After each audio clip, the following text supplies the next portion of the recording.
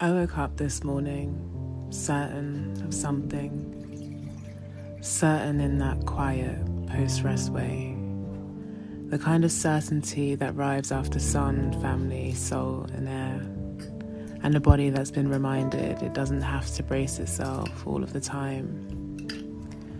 Today I thought, today's a day, first painting session of the year, a return, a continuation, a moment that would feel obvious.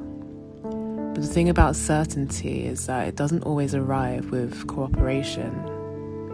Sometimes it arrives with resistance instead.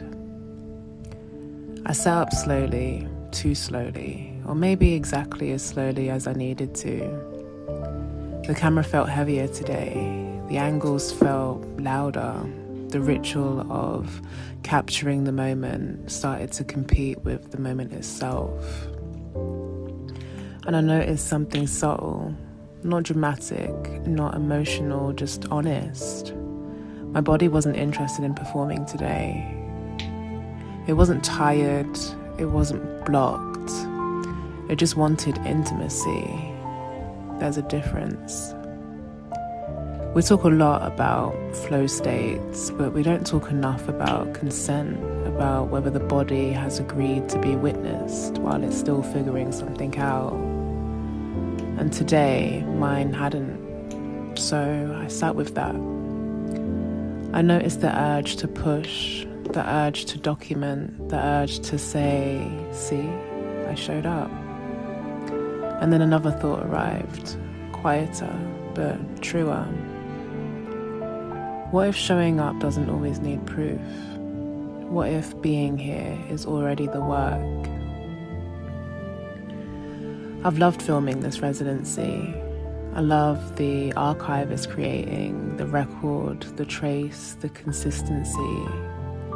But there are days, and this one was one of them, where the painting asked for privacy, where God or intuition or whatever name you prefer asked me to stay inside the moment instead of arranging it for viewing. So I didn't fight the resistance, I let it exist. And interestingly, that didn't make the session worse. It just made it different. This wasn't a session about progress, it was about precision, about listening, about going back into the blues and noticing where I'd rushed before. Even the mixing felt awkward, uncooperative, like the color was saying, you're thinking too much. And it was right. But this is the part of being an artist that rarely makes it into highlight reels. Not every session opens like a door. Some open like puzzles, some don't open at all. They just teach you what not to force next time. And those sessions matter because they recalibrate you, they show you the contrast, they remind you that flow isn't something you summon, it's something that arrives when you stop hovering over it. This voiceover, this moment, this way of speaking, it's new for me. Not because I haven't thought these things before, but because I'm letting them be spoken while they're still alive. Not processed, not resolved, just real. There's something vulnerable about that, letting the learning be public before it's neat. But this residency was never about neatness, nor was it about publicity.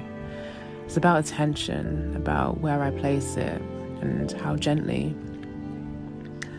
So today, the most honest thing I can do was let the session be what it was. A beginning, a soft one, an imperfect one. Because starting, even quietly, even awkwardly, still counts. After this, I'll move my hands again, not with paint, but maybe with yarn, crocheting, learning, playing. There's something childlike about it, something rhythmic, something that lets my mind wander while my hands stay present. Different materials, different colors, different rules. The playground is wide, and I don't need to force myself to stay on one swing just to prove I'm playing. Sometimes I don't even need to play. Sometimes I've learned that just being in an environment that allows you to be as you are without performing is more than enough. So if today taught me anything, it's this: not every creative day is meant to be productive. Some are meant to be truthful. Some are meant to soften you. Some are meant to remind you that your worth isn't measured in output, and that trusting the process sometimes looks like letting it breathe. And sometimes the session that's meant to be shared isn't about what was made at all.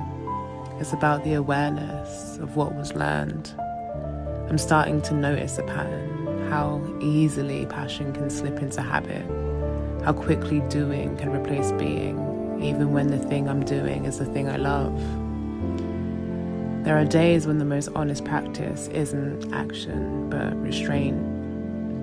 On many days, I have to remind myself it's okay to just be. My mind is already abundant. My imagination is already free.